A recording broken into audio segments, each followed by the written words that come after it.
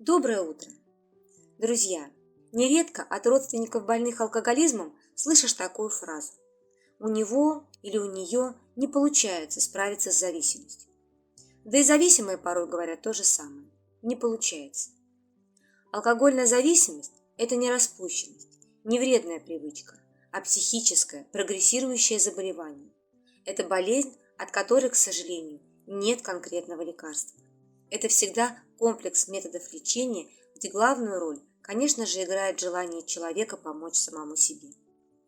Но я хотела бы обратить ваше внимание на такое понятие, как вторичные выгоды. Что такое вторичные выгоды? Это те плюсы, которые человек получает, находясь в проблемном состоянии. Но если есть вторичные, то, соответственно, есть и первичные. Если говорить о первичной выгоде от алкоголя, или другими словами, первичном мотиве употребления алкоголя, то это получение чего-то важного в эмоциональной чувственной сфере. Ведущий мотив – эйфории. Не было бы эйфории, не употребляли бы. Также это может быть раскованность, обезболивание, снятие стресса, снятие усталости, снотворный эффект и другое.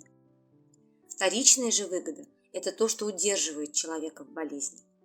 Осознанная выгода от состояния алкогольного опьянения, не связанная напрямую с опьянением. Например, авторитет в глазах коллектива, более смелое общение с противоположным полом, повод уйти от ответственности. А что с меня взять? Я же алкоголик. Или человеку не хватает любви и внимания, и он привлекает к себе внимание таким нездоровым образом. Вся жизнь семьи крутится вокруг него и его проблем. И многое другое. В общем, алкоголь позволяет человеку избегать всего того, что требует от него перестать быть ребенком и стать взрослым. Проблемы есть, а решать их страшно. Не зря алкоголизм называют болезнью безответственности. Если зависимый сможет честно признаться себе, что дает ему алкоголь, то он сможет найти замену, альтернативу этому.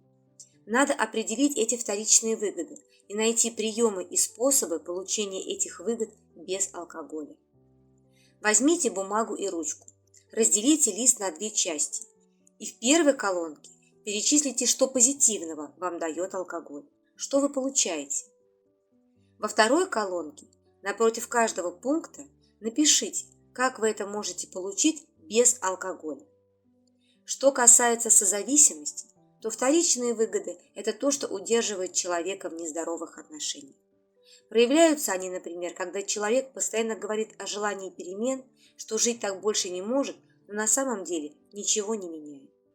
Страдания продолжаются, но именно через такой способ удовлетворяется какая-то значимая потребность. Например, потребность во внимании, которую женщина получает в долгих рассказах о том, как тяжело ей живется с алкозависимым супругом.